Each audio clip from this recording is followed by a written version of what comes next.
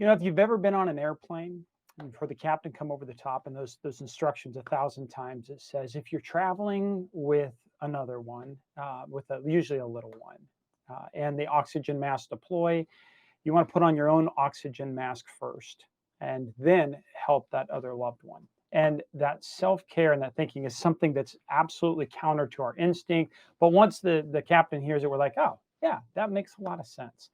Today, we're going to break down with Dr. Abby Lev, who is a licensed clinical psychologist, or psychotherapist, and she's an author, she's a mediator, international speaker.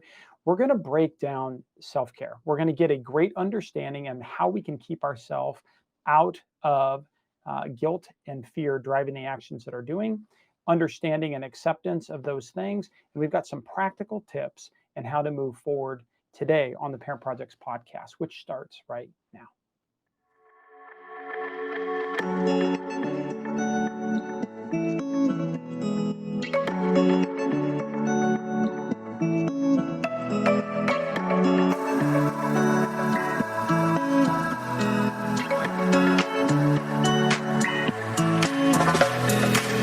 You're listening to Parent Projects, a family media and technology group production.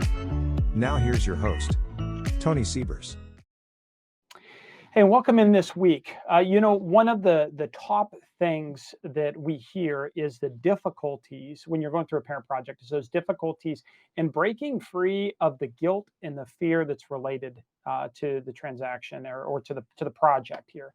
And today, Dr. Abby Lev's going to work with us to understand why that is. Why do we do that? Why is that something we fall into? What are practical things that we can do to combat that? Hey, Dr. Lev, thanks so much for joining us here on the Parent Projects podcast today. Hi, Tony. I'm happy to be here. So, I want to dive into this. One of the, you've got books that you've written against dealing with acceptance and commitment therapy, or ACT, as one of these core things that help us break through the schemas that lead us to getting stuck in guilt and fear and other things. And I think I'm really looking forward to unpacking that today. Practically, what does that look like? What does it mean? At a high level, can you give us a background of kind of you and how did you come into understanding this acceptance and commitment therapy and what the application is with how we handle tough problems? Yeah, I think from a very young age, I was very curious about human behavior, what drives people, what brings people joy, what makes people happy. How do we live a fulfilling life? We only live once. And how do we make this a meaningful, fulfilling, purposeful experience? And so I've always been very curious about that. And ACT is a type of treatment that honors the fact that we all have pain and suffering and that we have certain conditioning and programming set by our parents and the larger society that we have to kind of break through to get to our authentic selves and our true values.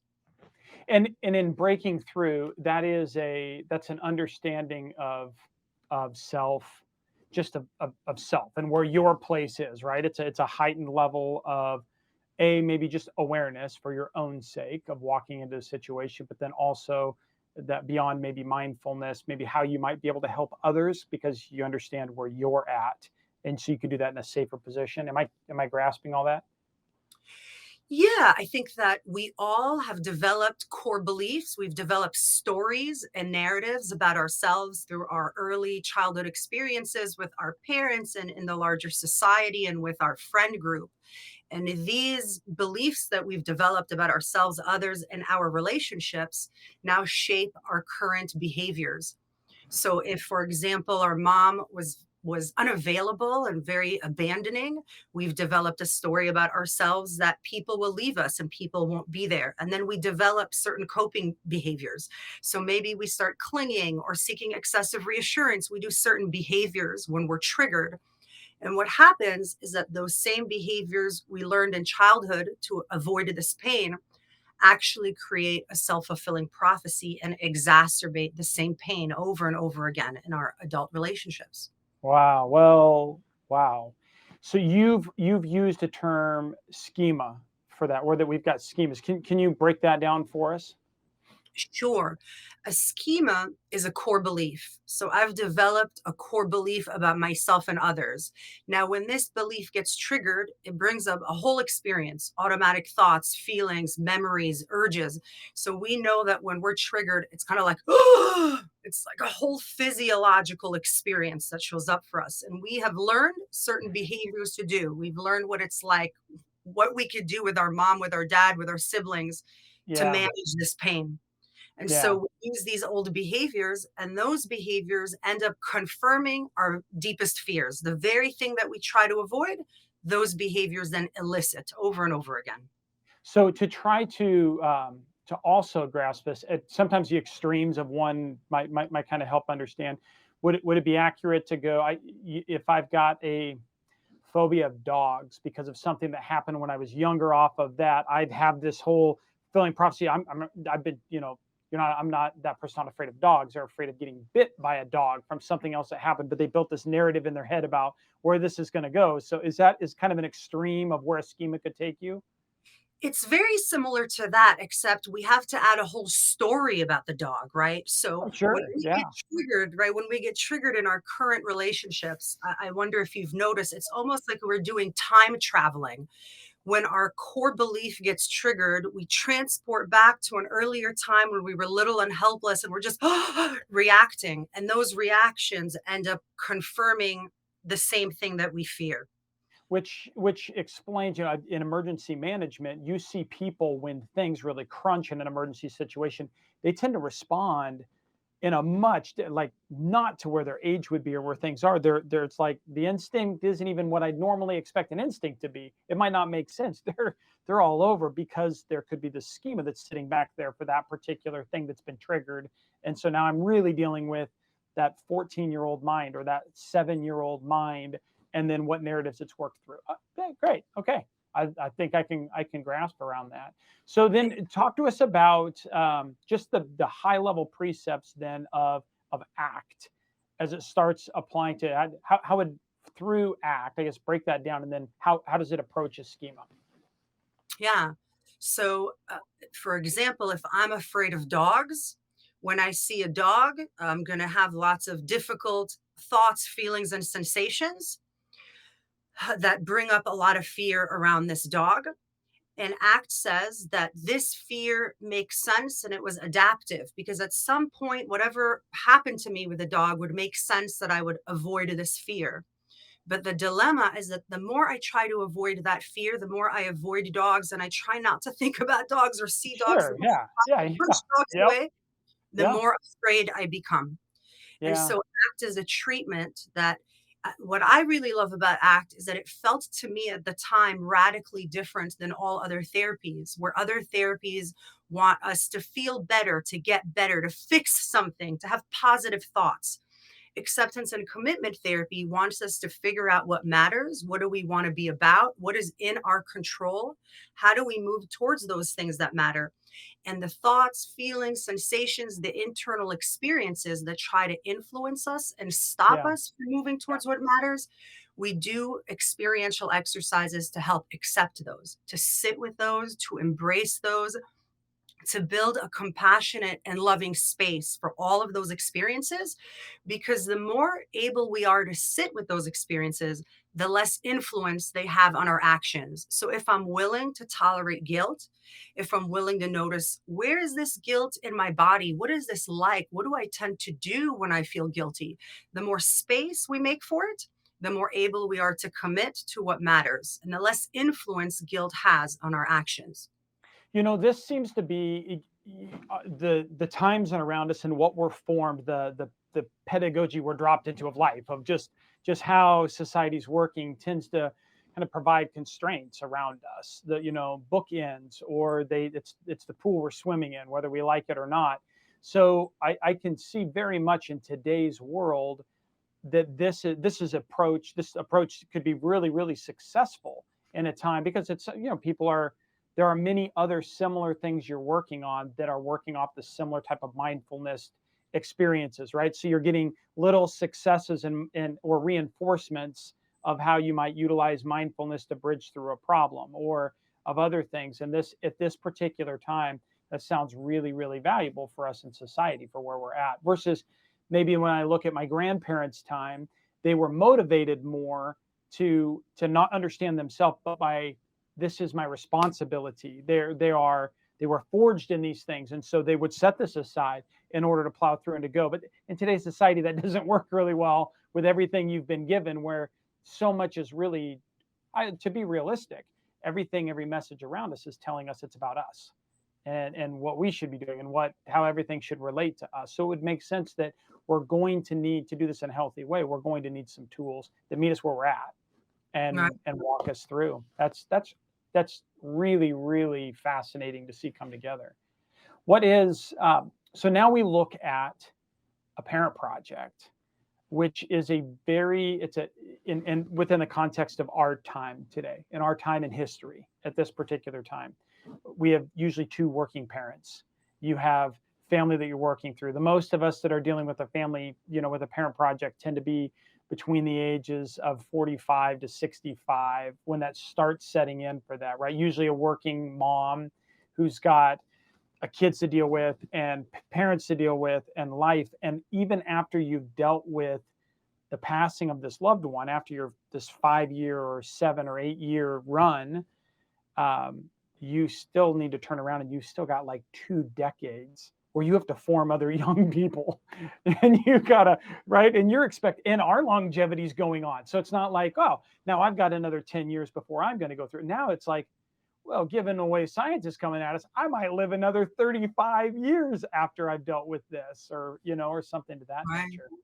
So, so as we start looking at that, kind of picks up the value proposition of doing this in a healthy way, right? Of stepping up and understanding, how the heck am I going to help mom and dad, but do this in a healthy way? What is, just in general, for psychotherapy? Are you guys, as psychotherapists, do you see, is this something you're also seeing? Is this silver tsunamis hitting ground, right? Or is it starting to hit, landfall, and more people are dealing with parents? Are you seeing an application of this more often than we have before? Certainly time have changed, and it's things are different in the sense that the generations before us, kids would be able to leave the house earlier, and now kids are staying at home later and later, and they are more dependent on their parents, and it takes them longer to have their own financial independence and autonomy, and so that phase is lasting longer. Yeah. Now, also, we are living longer, and so this phase is lasting longer. So that in between phase where we're taking care of both, this is one of the times where that is at its peak, and we're still, I guess, negotiating what that looks like for us. Yeah. Well, we're gonna take our first break here in a second, and when we come back from this break, I'd like to dig into that. I'd like to, you join us as we sit down with Dr. Abby Lev, and we're gonna now start talking about this time when it's really coming at you. It's hitting you from both sides. What are ways to start putting this acceptance and commitment therapies into place to help you understand how to work your way through a parent project? Stay tuned. Have you right back here on the Parent Projects podcast right after this. Sometimes I'd like to smack old age right in the kisser. Ow! I always get the best parking spot. I think she needs a little more help. Monday. What I really need is a boyfriend that can drive at night. I can make a fashion statement out of anything. I will be fabulous. I have a little crush on my pharmacist. With ComForCare at your side, you can live your best life possible. We know families can't be there 24/7, which is why we can help with as much or as little home care as you need. From medication reminders and meal prep to everyday chores and errands, so you can live in your own home on your terms. I wouldn't let aging stop me from being me. Call ComForCare now and let us create your personalized care plan and find the perfect caregiver match. Can you show that number again? She was texting. Together with ComForCare, you can both live your best life possible. And welcome back. This week, we're sitting down with Dr. Abby Lev. She's a licensed clinical psychologist. She's an author, mediator, and international speaker, and executive coach. She's out of the California Bay Area and with Bay Area CBT Center. And today, Abby or Dr. Lev, we talked about in that first segment. There you go. We talked about in that first segment just those principles of ACT and what's used to push us through a schema. We recognize coming out of it that this is one of those times in life where you've got multiple groups of people to care for. You've got children that you have this responsibility for. And the reality is you've got parents that you actually have a responsibility for. And as we see, you and I have talked previously, offline, we all see and recognize that the government's probably going to struggle in most countries keeping up with the sheer flow going into entitlements-based systems, which will require families to step in. But this is a time, so you've got that extra pressure that's coming on us. There's a lot of we've also talked before, we're two people who find value in pressure, time, heat, and we're informing and making better versions of ourselves and where we come out of it. I'd love to talk through upfront, how about these top schemas? It is, I can't tell you how easy it is to say, not only is our average audience, the average person who steps up 90% of the time, it's the oldest daughter. She's a working mom. She is, 50 to 45, 50 to 65. These things are pretty darn predictable. What is the schemas that we see on these? You've mentioned a couple of these. What are the most common that we see that we can just kind of be aware? Yeah. Well, one of the most common schemas that I see in women is the self-sacrifice schema. And I have the schema questionnaire on my website at bayareacbtcenter.com. And I've seen 40, 50,000 of these schemas. And one of the most common ones for women is self-sacrifice. And one of the most common schemas across all gender and countries and everything is perfectionism, unrelenting standards. So we live in a society that's putting a lot of pressure on us to meet very high standards and expectations. Yeah.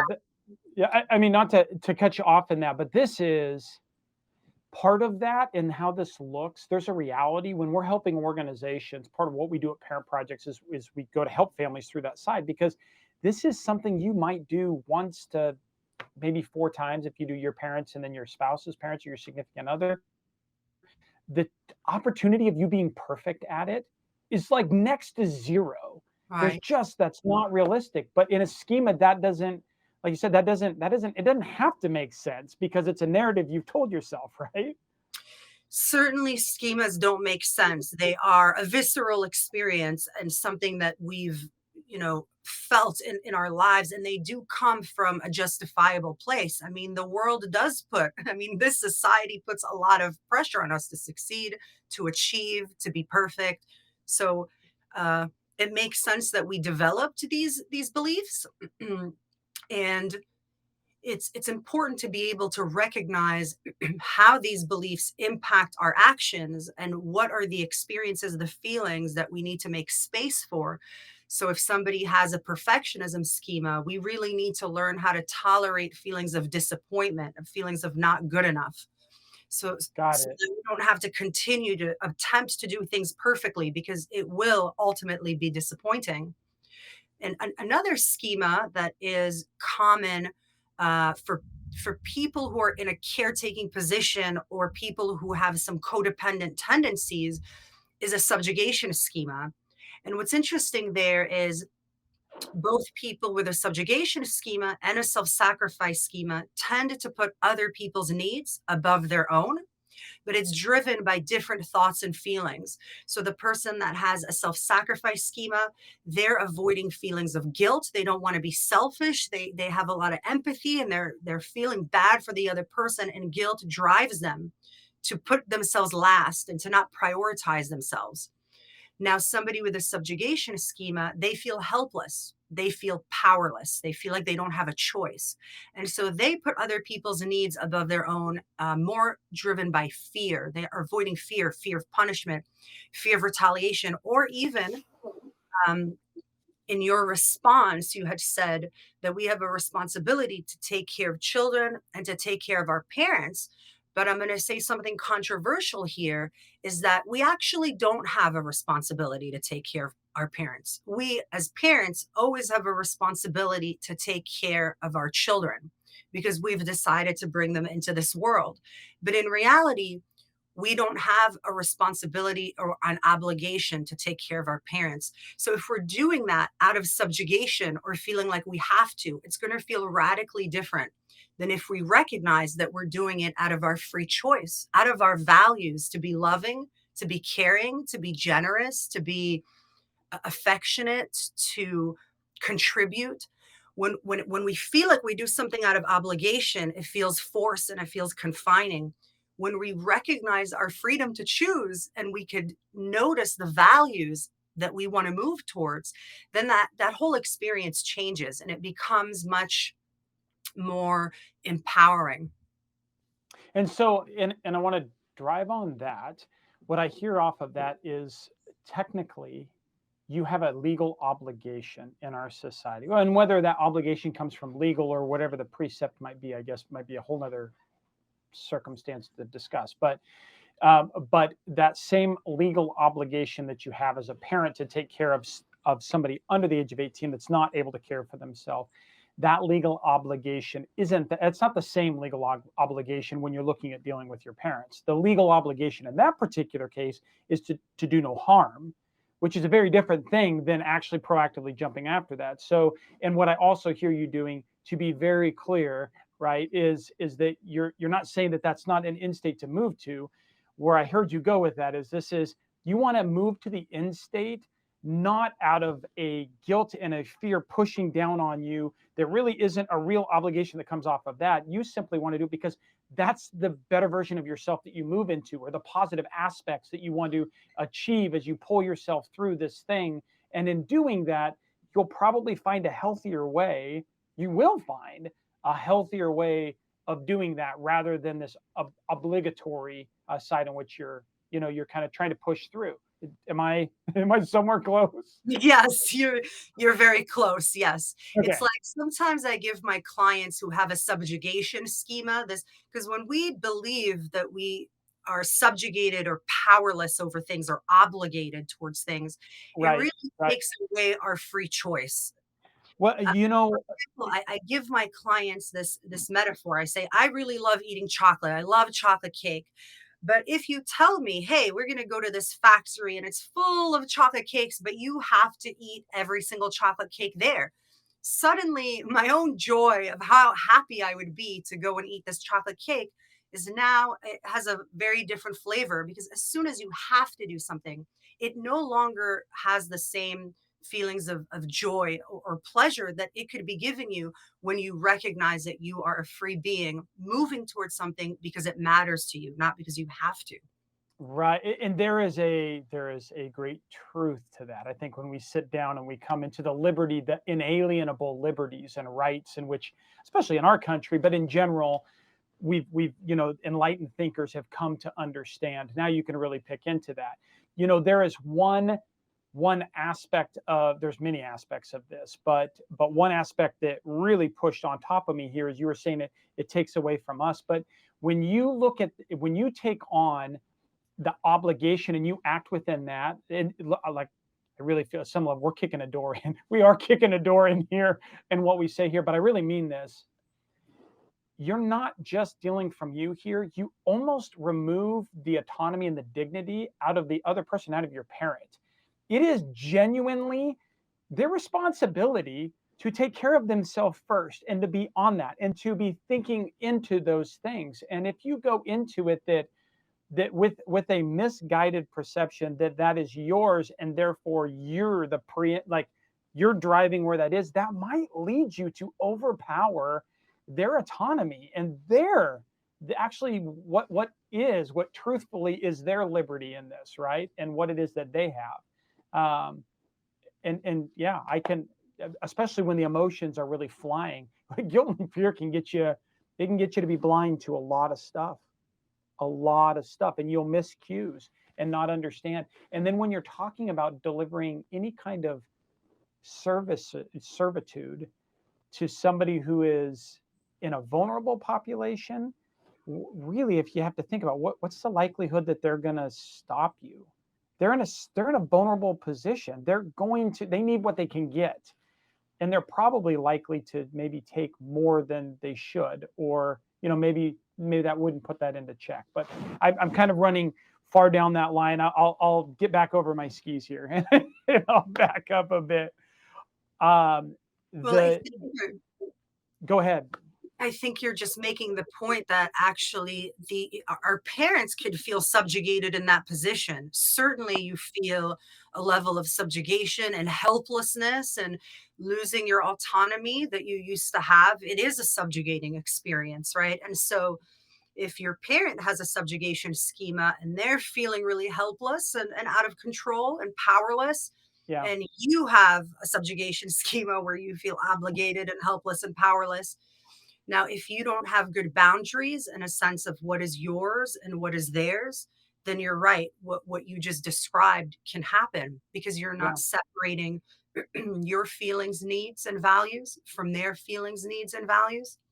Well, and let's be honest, the massive evolution of technology and change at such a fast pace has led us to really grow up in two very different worlds Right. of what's been around us. And so the opportunities and it doesn't exactly cultivate great conversation. It should be a no-brainer that we as parents will talk with recognizing that a single event in our life, a single medical event, can easily wipe out everything that we're able to save. Right. It's logical that it would make sense that we're going to have an impact on their feeling of financial responsibility at some point in time, and that we would have a conversation with them about that. Yet 95% of us will never have that conversation. Their parents aren't having that with us, even though that we're dealing with that frustration and trying to deal with this off the cuff as fast as possible. Chances are we're going to do the exact same thing when we turn around and talk to our kids, or lack thereof, and not talk to them. It's not one thing in accepting where society is at that ACT can be a good way to get through it. I think you also have to accept it. Society hasn't really built a great bridge to date between the generations. And that is, I think in some other episodes coming up here, we're going to talk with some folks that actually have phenomenal technologies that they're using to bridge, which is not a crack. It's not a crevasse. It's a stinking canyon between the life experiences coming up. So whereas my schema might be, self-sacrifice, and my dad's schema might be self-sacrifice, because of what we grew up in, the experiences that developed those schemas for us, we might think we understand what's going on, and we are not postured well to talk about that particular thing, and it can lead to a lot of problems. Okay, I'm off the soapbox from that. I love the application, though. I know you really did. It's a controversial thing to state that Right. that it's not an obligation. There is clearly a social need, but a need is not an obligation. Well, the parents has a need. They need support and they need to be taken care of.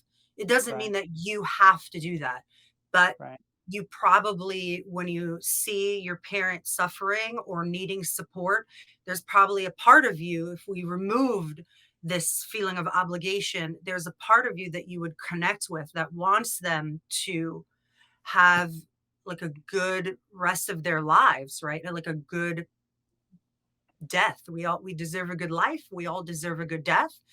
And even as children experiencing our parents' death, we deserve a good experience, or a validating experience of going through the grieving process. That's why noticing our schemas and the thoughts that our mind is trying to sell us, when we could get right, when we could distinguish between the obligation or the fear or the guilt, that we're not doing emotionally driven behaviors, when we could Right. handle those emotions, then we could identify what matters to us most. What are the values that we want to move towards? What kind of daughter, like when I'm on my deathbed and I'm facing myself, what kind of daughter did I want to be? Did I want to be loving? Did I want to be patient? Did I want to be cooperative? Did I want to be supportive? And what behaviors did I do that moved me towards being that type of daughter? And that's not about what my parents think about me. That's what I it's for me. It's not for Yeah. them. Yeah. What are the relationship? What's the interaction with siblings and other things? These other people that are sit close by with you. What's the considerations to think about that when we're working through this type of situation? Somebody who's got, maybe we had similar but not identical, but they had similar, situations in life, and now we've gone and lived stations totally separate for 20, 25 years, trying to come back together with this. What's the interaction there we should be thinking about when we look at this? Yeah, sometimes as siblings can have very similar schemas because they've grown up in the same home. Sometimes siblings can have complementary schemas. So if I have a perfectionism schema and I want to do everything perfectly, maybe my brother or my sister has a failure schema and they feel like they can't ever do anything right. Or maybe if I have a self-sacrifice schema and I feel a lot of responsibility for taking care of my parent, maybe my sibling has an entitlement schema and they feel like I should be taking care of the parent. Yeah, yeah, So we want to be thinking about how core beliefs are like lenses. They're like a pair of sunglasses, and we view the world through these lenses. And so within family dynamics, there's a way in which the more I take on something, it could lead to somebody else taking it on less. There's a way in which we impact the homeostasis of the group dynamic. The yeah. norms. What is a okay, let's get a little practical here. Let's break this down. That is that context that you set, and that is a master's degree conversation above. Like I'm tracking that. I'm going to bring this down to home for a family. What I hear in that saying too is that we each have our own baggages we're coming through. Maybe they were equally formed. A lot of times, siblings might complement us. I think of, as you were saying that, I was thinking of the old Brady Bunch, Marsha, Marsha, Marsha, right? Where there's yeah, this like natural back and forth, and that really plays. You've got that. The siblings will also play off of each other as they're developing their own schema. I hear other things where we talk about, well, you're really a lot of what your trauma was, your childhood trauma was, and that's kind of what you're working through the rest of your life to try to figure out where all of these things are. That what I hear it resonates in from this is, yeah, if that childhood trauma started a schema and formed you into that particular direction, you're going to need some self-awareness as to, hey, what is this thing? Because a practical advice, which I expect we're going to jump into now, is how to get yourself some oxygen first and how to breathe before you go act on all of these things. And one of the first things great counselors talk with us about on this show and in others are, but it's okay to feel the way you feel. Give yourself a break. Like, there's a reason you feel this way. You have this organic mechanism that functions this way, accept where that's coming from a second. That doesn't mean you have to act out on what it's going to tell you to do in that moment. But to get to that moment, what you have to be able to do is breathe, right? You've got to be able to give yourself some oxygen and make sure you've accounted for your situation. Just like that pilot is saying, look, you got to put your own mask on first so that you're in a position to assess what's going on. Or the way that you and I learned through, brownies or Girl Scouts or Boy Scouts or anything growing up, or those first aid classes at the pool that said, hey, when you see that person going there, you don't just run in to do that. You stop, you look around, and you make sure you're not going to become a part of the exact same problem that person just was a part of, right? The electricity in the pool or something like that. So what are some things we can do when we recognize this moment? Like, is this a point of recognition? Like, oh, well, with this knowledge, I recognize I'm in this schema and I need to back from that here? Or is the best way to, move forward from here? Is it about I should set some routines in my life that make space for these oxygen breaks. Well, we certainly don't equal our trauma, right? We don't equal our conditioning. So, understanding our conditioning is for the purpose of creating mindfulness so that we notice what our autopilot is. And the Yeah, more we're aware of what our autopilot is, then we could recognize moments of choice to do something different. So, if I notice that my inclination is that if the plane is crashing, instead of putting the mask on myself, that I put the mask on others while I'm suffocating. And I start noticing that I'm not really, I don't do a service to myself because my needs are not getting met. And I don't do a service to other people because how can I really take care of them if my own tank is not full? If I'm kind of drained of my resources, how would I really be effective at nurturing or taking care of others? So the dilemma is that when we have this insight, certainly I'm a cognitive behavioral therapist. So we do not believe that insight leads to behavioral change. We all know what it's like to know that we're doing something that's not helpful and we continue to do it over and over again. It's yeah, very hard to change a behavior. So ACT helps us first identify and clarify our values. So we may ask, what do we may think about our own funeral, or we may think about our parents' funeral. What would we want our parents to say about the kind of daughter, son that we were? What would we want our friends to say about the type of daughter or son or mother that we were? We get very clear on what we want to stand for and what truly matters to us. And values are a free choice. They're not about what we have to do. They're about what we most want to do. So they're a free choice, and values are 100% in our control. mhm, Goals, not so much in our control. Other people's behaviors, not in our control. What we want to stand for, what we want to be about in our life is always 100% in our control. Now, if I notice that I have a self sacrifice schema, and I want to start doing different behaviors, I need to clarify what are my values in those specific moments. When are the specific moments that I need to put the mask on myself? So we may say, what kind of thoughts and feelings come up for you around taking care of your parents, and what has come up for you this week? What challenges? And maybe they have certain thoughts like, I must be available all the time. My mom is suffering and I'm a bad daughter, or I'm not doing enough. And I yeah, may ask them, when you have the thought, when your mind tells you that you're not doing enough, this would be an example of an unrelenting standard schema, a perfectionism schema.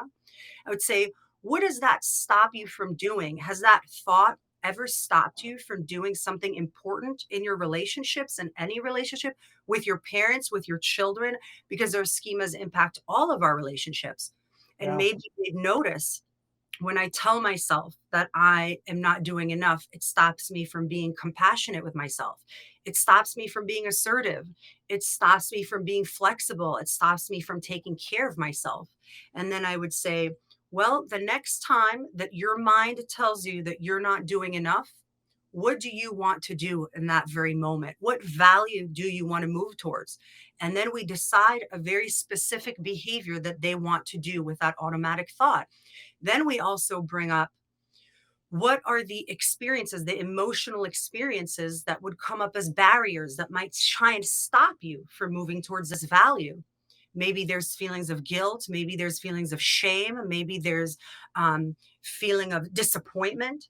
And then we would do some exercises, some experiential physiological exercise with the body, somatic techniques, yeah, vagal techniques to activate the vagus nerve, to bring up self compassion and loving kindness so that we make space for guilt, for shame, for disappointment. We may do emotion exposure. I'll ask you, where in your body do you feel this guilt right now most intensely? What is this like? What color is it? What size is it? What shape is it? What urge does it bring up? But the goal is to connect automatic schema driven thoughts, feelings, and sensations with specific values. And then those are cues. your guilt is a cue to stand up for yourself, to be assertive, or maybe to say no. The next time you notice this experience in your body, it's telling you to say no. We help replace these automatic behaviors with Yeah. new values-based behaviors. That are much healthier and can help your body and be able to endure not only what's in front of you at the moment, but drive. You're now being proactive. Really, to oversimplify, and I know it oversimplifies, but now you're being proactive instead of reactive in your response. You are Correct. proactively applying in this, into something that you want to be, a cognitive thing that you're trying to achieve from that thing. And in the reality, that makes space. I really do. I think that's going to make a lot of space for the fact that that person's a human being with their own set of things that they're trying to accomplish within that. And then that's not you just accepting that as your obligation to in order to go do. It's not. You might be somebody who wants to accomplish that for them or help them accomplish those things. But as you said, it's not technically, it's not your obligation to do that. And so if you were to take those on, what you might be doing is misinforming them from taking their own responsibility that they need to be doing to fix some of these things and to get themselves in a way that actually can fix the problem because they're in front of you. You're at the end of the whip.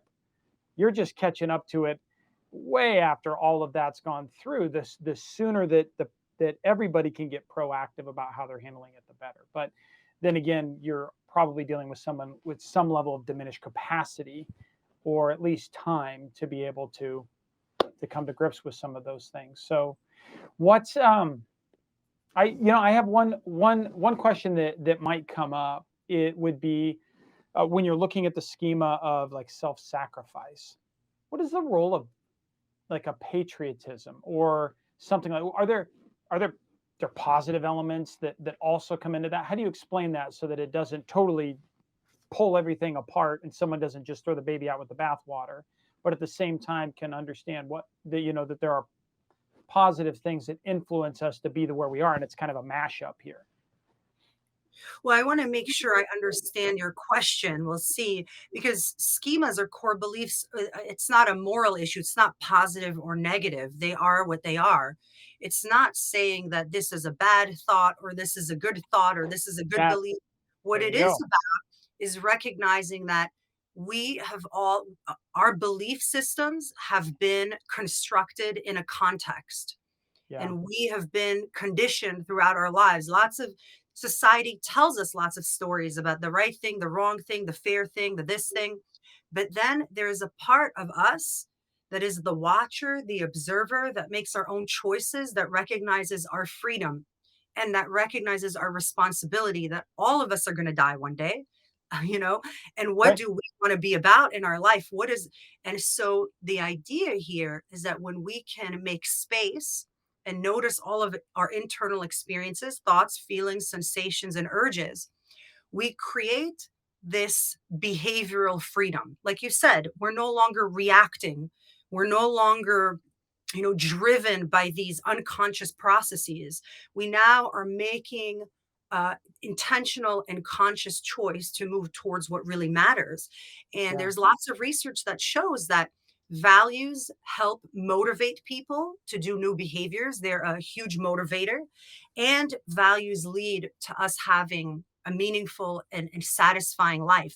That the only thing in our control really is our values. We don't have control of when our parents die or when we die or what our death will look like, but we always have control about how we want to be.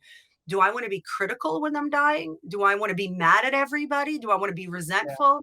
Do I want to be appreciative? Do I want to give gratitude?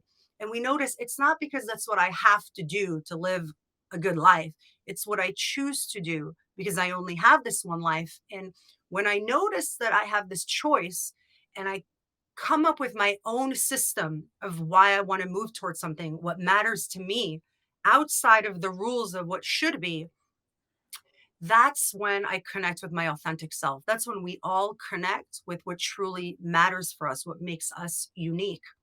Is this free choice to choose our yeah. attitude, to choose what we want to be about? Well, and that then gives you that ability. Ironically enough, it then gives you the ability to achieve. Like stepping back, you're going Absolutely. to you're but you're achieving for where that is. It also could open up your mind I think of, I'm a former police officer, and one of the things that we learn in law enforcement is when you turn on those woo lights and that siren, the world literally gets black. You get this tunnel vision that comes, everything gets very focused as you're working through something to that nature. And we're taught different techniques, both when you're, the same similar type of thing tends to happen too when adrenaline's pushing and you have to draw a weapon. All of this comes down, it gets very focused. It's what the body just humanly does. And so we learn to turn our head just from time to time. You'll see police officers in that thing. If they're instinctually doing it, they turn their head and man, it's crazy. All of a sudden, everything opens back up. Your peripheral vision comes back to you at that moment when you're able to work. And now you're taking physiologically, back control of the body to be making decisions instead of that instinct. So sometimes our instincts, the protective mechanism to focus on, you better get here or this dinosaur is going to eat you, or right there, like this Right. bear is going to eat you, right? At that other side, not a dinosaur. I get it, everybody. But on the other side, we saw 65 million. I saw 65 the other night. So it's just sticking in my head.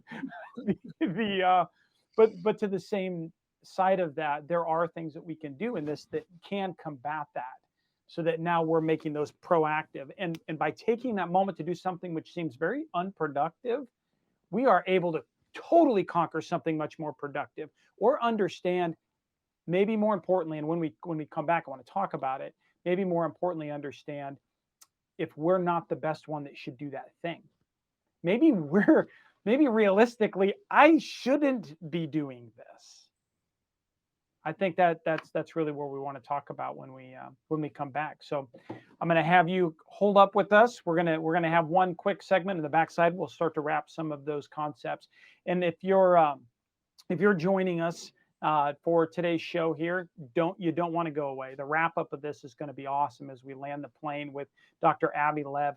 We're talking through understanding ACT, its ability to help us understand the schemas when we're tackling family caregiving, how to recognize where you're at and begin these action not from a false narrative of obligation of what sits over you, but instead of that proactive, just a sense of accomplishment to help you get through this in a healthy way, be a great caretaker, and probably leave a little bit of gas in the tank for your families. Stay tuned for us at the Parent Projects Podcast. We'll be back right after this. If you're caring for aging parents, you need Parent Projects Connect. Here's why. First, you get access to a verified business network, so you're only working with the most trustworthy vendors who won't take advantage of your situation. Second, Parent Projects guides you through modules and tasks on health, financial, real estate, and medical decisions, so you're always prepared for what's next. Third, you can invite family members into your project so your family is in the know and working together. Get started with a free 30-day trial today at parentprojects.com. Hi, welcome back, everybody. This week we are sitting down with Dr. Abby Lev. We've been talking about the role that ACT can play, and that's acceptance and commitment therapies. It's just one of those models, but we're challenging a lot of the common held beliefs of what maybe obligation might be when we're working through a parent project, and healthy ways to get a stock of ourselves, really where we need to go, and then tackling it in a healthier environment. Where ACT just had, Dr. Lev, ACT just happens to be one of these methodologies. I'm sure there are other come out here. This is in particular what you do. You've done a great job of kicking a door open, and it will require somebody to really intently listen to all of what you're saying, and not to take something out of context from that. But I want to recap to start this last as we land this plane. The biggest takeaway from here, which is just because this thing needs to be done, particularly taking care of a parent, doesn't mean it's your obligation. In fact, when we look down to it from a legal perspective, unless you're obviously, if you're named, if you are the person who's signed up for that, you've come down and you may have there may be a legal obligation. But generally taking back, and that may need to be accounted for, but taking back the flow of emotions that form of why you do what you do and what you're about to do, that doesn't come from a place of a real obligation there. It comes oftentimes from your schema, from something that's maybe developed over time in your lifetime, and it's worthy of taking a moment taking in some oxygen, understanding where it came through, so that the response that you give or how you act or advise, even maybe it's a light lift, maybe it's a heavy lift, is coming from a healthy way and is coming from a way that is proactive and not just reactive across the board. Am I tracking? Right. Well, if we're doing something from guilt and obligation, we may miss what truly matters to us. So if I were one of the listeners and my parents were, sick and on their way to passing, and I'm trying to connect with helping them, but also I would encourage you to think about, what do you want to be about? What are your needs regarding saying goodbye to your loved one? Are there things that you would regret not saying, not doing, not Yeah. asking? So And it's not that's what your parent wants. Like correct. 100%, like that's what the parent actually wants to have, That but is for whatever correct. reason that gets lost. Right. Totally lost. If you're coming from rules of what you have to do, and you're driven by guilt, obligation, it stops you. It constricts you in your freedom of, wow, like this is it. This is your only chance to say goodbye. This is your only chance to grieve your parent. And this moment is really important. It's important for them and it's important for you. It's important for you to know whether there's anything you would regret not saying, not doing, not asking for. So that's a part of putting on the mask. That's a part of checking in. What do I need from this? I'm not the one dying, but this relationship is dying and I have needs in this relationship too. And it's a very important experience for us when our parent dies. So it's okay to take care of others and still ask yourself, what do I need from this experience? What would I regret not giving to myself during this I time? Well, and I'm going to guarantee 9 times out of 10, it is exactly what your parents want coming out Absolutely. of this. They just don't want. In fact, that's the reason that the conversations don't happen for so long. I don't want to bother them. I don't come from this. It could go so much different when that conversation to your mom or your dad is, this is the person I want to be in life. I want Right. to be the one that does this thing for you. I've decided I am somebody who, what legacy means to me is, I want my children to see me do this because this is how I want to be remembered. Not because that expectation is for them to figure out their own life and where that goes. This is who I want to be. Right. And therefore, any way you can help me pour into you in doing these things, that fulfills me. And that is a healthier way to tackle it. And that's, I could think of very few moms who wouldn't want to hear that coming from one of their kids, right? Right. Or who would want their child to do something driven from obligation rather Anything other. than from some connection that they have to you that you guys could get curious about. Yeah, yeah. What that is a beautiful. It is a beautiful. It is a true. It speaks into a great level of, we talked in the show too, that no, that look of humanity. Remember, they've. It is your parents also have this inalienable, right to life, liberty, and pursuit of happiness, which we recognize here in our country is unalienable rights. They've got that too. That hasn't gone away. And if we go running into it too far or too fast of not even understanding ourselves, there's a good chance we're going to step all over theirs.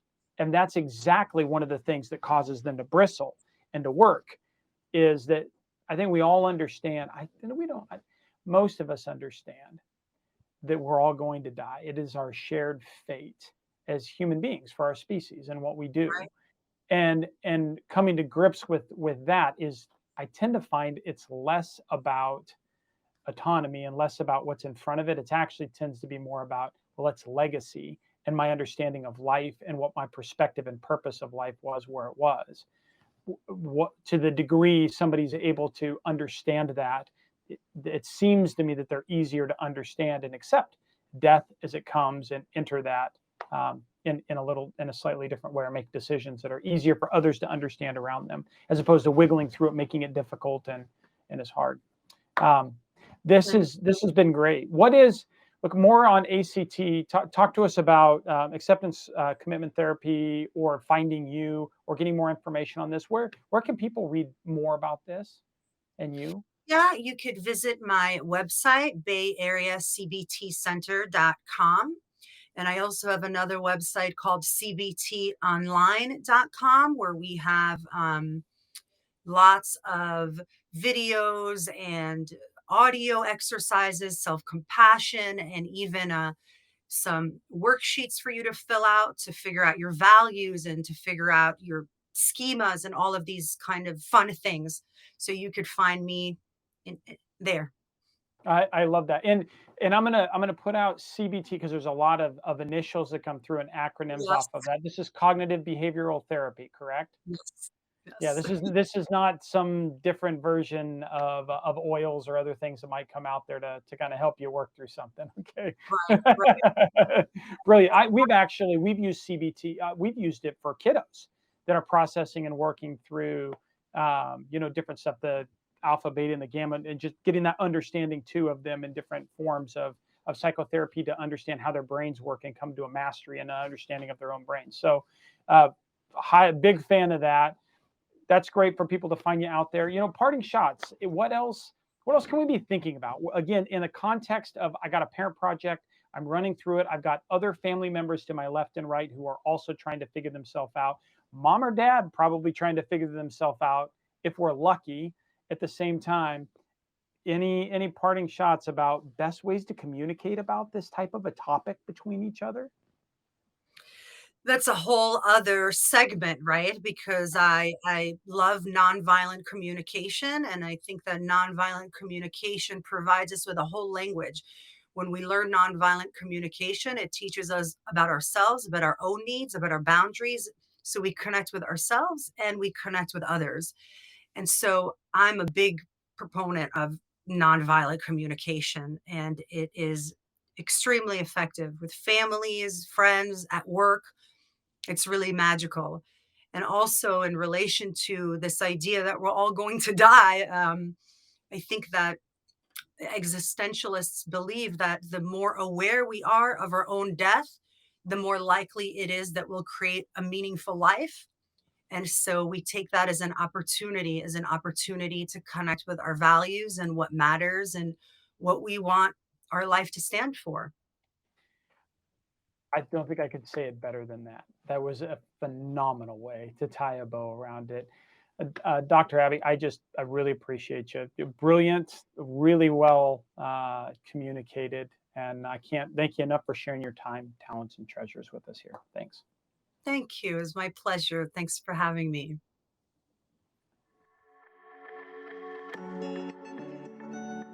Well, that's it for the team this week, and thanks for joining us. If you've enjoyed the content, remember to subscribe and to share this episode on the app that you're using right now. Your reviews and your comments, they really help us expand our reach as well as our perspective. So if you have time, also drop us a note. Let us know how we're doing. For tips and tools to clarify your parent project, simplify communication with your stakeholders, and verify the professionals that you choose, you can find us on YouTube, follow us on Instagram and Facebook. Thanks again for trusting us. Until our next episode, behold and be held. Thank you for listening to this Parent Projects podcast production. To access our show notes, resources, or forums, join us on your favorite social media platform or go to parentprojects.com. This show is for informational and educational purposes only. Before making any decisions, consult a professional credentialed in your local area. This show is copyrighted by Family Media and Technology Group Incorporated and Parent Projects LLC. Written permissions must be granted before syndication or rebroadcast.